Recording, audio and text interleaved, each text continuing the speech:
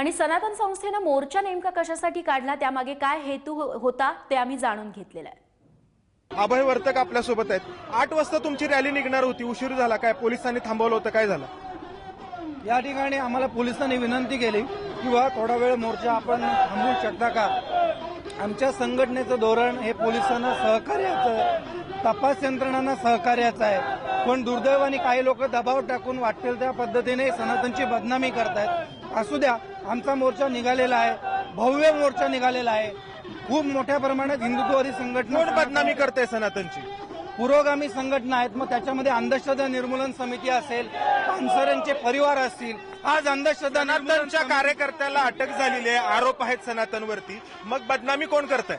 सनातनच्या बंदीची मागणी करणं हीच मोठी बदनामी आहे। माझी मागणी अशी आहे की या ठिकाणी सनातनच्या बदनामीसाठी, केवळ सनातनच्या नाही तर हिंदू धर्माच्या बदनामीसाठी दाभोळकरांच्या संस्थेला विदेशातून पैसे आलेले आहेत, सुइसाइड फाउंडेशन कडून पैसे आलेले आहेत, अमेरिकेतल्या संघटनेकडून पैसे आलेले आहेत, अंबानी ग्रुपकडून यांनी पैसे घेतलेले आहेत। या सगळ्या गोष्टींची चौकशी झाली पाहिजे। तपास यंत्रणा पुरोगामी संघटनांच्या दबावाखाली काम करतायत, ही आमची वारंवार सांगितलेली आम्ही गोष्ट आहे।